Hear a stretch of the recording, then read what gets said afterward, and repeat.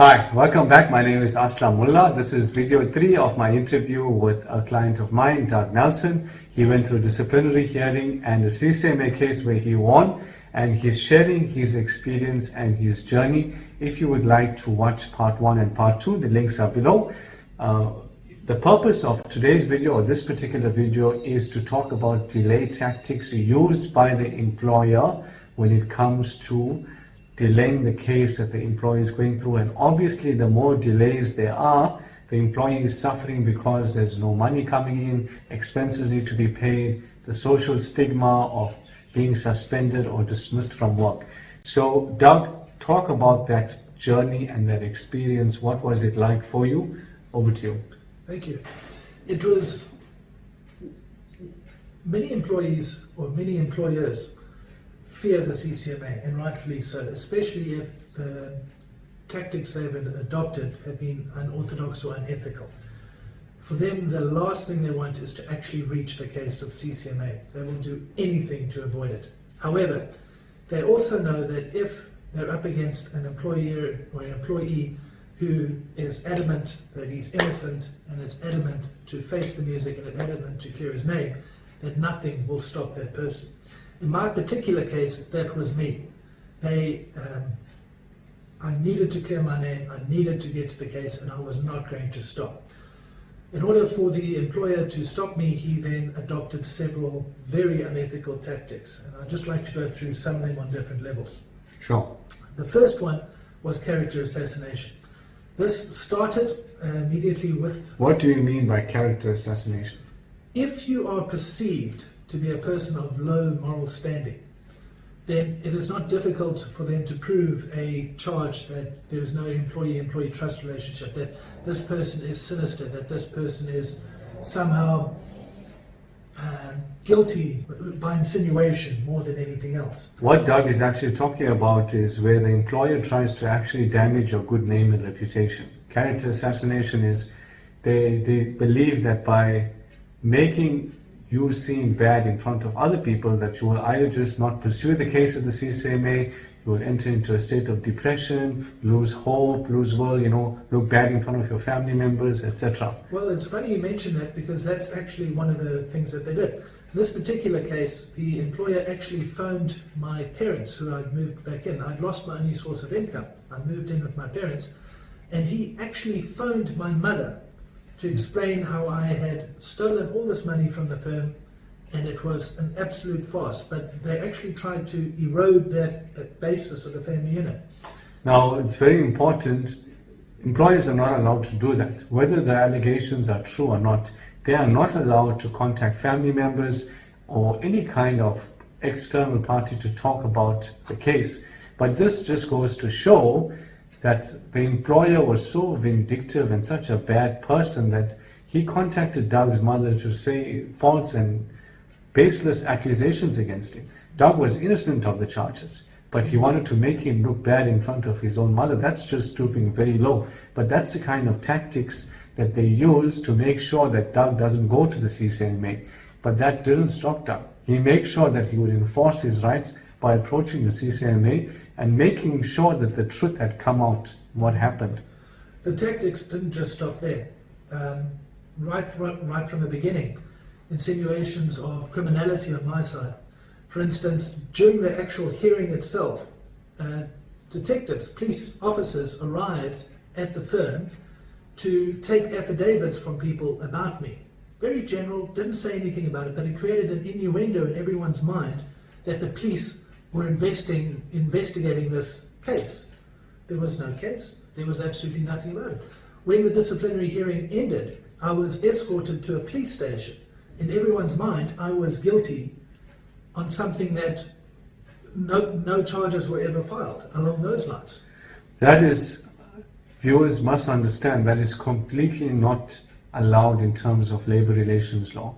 There's criminal law and there's labor relations law. Employers are not allowed to mix the two areas. If they're going to charge you criminally, there's a process that needs to be followed. Labor law is a separate process. The employer is not allowed to just bring in police officers and use that as intimidation. I had a client yesterday who sat in this office and was telling me how his employer had phoned his two cop friends to come into the office and intimidate the employee and make the employee feel like, you know, that the world is coming to an end and he's already guilty. These are just bullying and intimidation tactics. As soon as you get something like that, immediately contact your attorney. Don't stand for it. You have rights, and make sure that the employer treats your rights with respect. They hired a private investigator as well.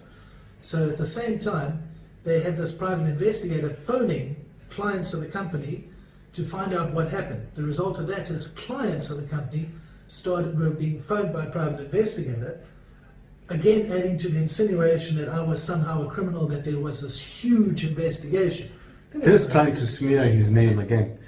Correct. I contacted my attorneys and we sent them letters of cease and desist.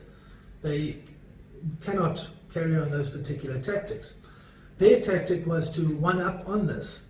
And after a chance encounter at a Checkers 500 meters from my house, where I bumped into one of the staff members, they responded by slapping me with 2 restraining orders. Now, a restraining order in itself has a horrible connotation that you're some type of evil person, and in most people's minds they say we were forced to take out this restraining order. In this particular case, as we only found out 4 months down the line, that case was, those restraining orders were dismissed with costs, because it was proven that these restraining orders were malicious and were baseless and were designed purely to ruin my good name. So what Doug is actually talking about here is a tactic that an employer can actually use against you is to bring a restraining order. So the number one is, we said earlier, they will try and damage your name by contacting your family members. Number 2 is bring in police and authority figures and scare you. Number 3 is try and bring in a protection order against you. Unfortunately, in Doug's case, all were used against him, and it still didn't stop him. So a restraining order, what happened is they tried to use a restraining order against him. It went to court and the judge just threw it out of court with costs, meaning that there was no basis for the restraining order and they had to pay Doug's costs for the restraining order. However, it did have the necessary effect at Ccma because it bought them time. Restraining order takes roughly 2 to 3 months to resolve. It takes time to get your court, it takes time to have a responding affidavit, it takes time to have that responding affidavit responded to. It buys the employer of roughly 2 to 3 months time. If you put in Christmas, maybe 4 months, in my particular case. During that time, CCMA can occur and they can turn around and they'll use the next delay tactic, which is, okay, this is occurring, but look, there's a protection order involved, we need a senior advocate. We don't need a junior one. Senior commissioner. We need a senior commissioner. A senior commissioner. So the 5th delay tactic, or the next delay tactic rather, is where the employer says, hold on, this is a serious matter and we need a senior commissioner. A senior commissioner is a commissioner with many years of experience, and that will just mean that your case that you refer to the CCMA just goes on a waiting list for a senior commissioner. Remember, what the employer is trying to do is put blocks in front of the case being heard at the CCMA. The more blocks are, the more chance that either you'll give up on your case and they won't have to look bad in front of the CCMA and admit that you were charged without any proper grounds and without any evidence. Correct. The next thing, the delay tactic that they applied was health. When we actually got the senior commissioner and we got to sit down at CCMA, the employer wasn't there. He had produced a letter that he had gone for a mental checkup and that he wasn't quite right, and he requested a delay to another date.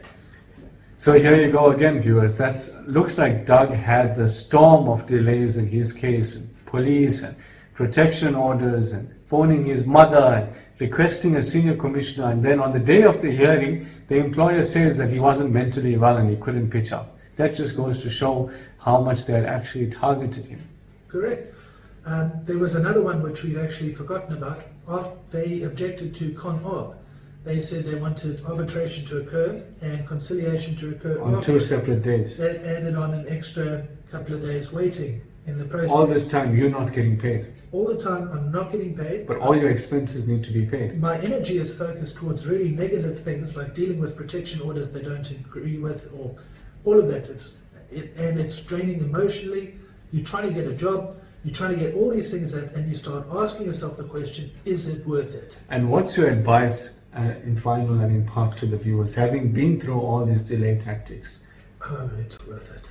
Go ahead, it is because so you worth won it. the case. Oh, it is. And when you see, and only afterwards, everyone that they smeared your name with, and those people try to look you in the eyes, and they're all these upstanding citizens, and they're all of that, and they couldn't even, no, I tell you, it's worth it every. So don't give up. No, Don't fall for the no, bullet no. tactics. If you give up, you would have given up on yourself forever.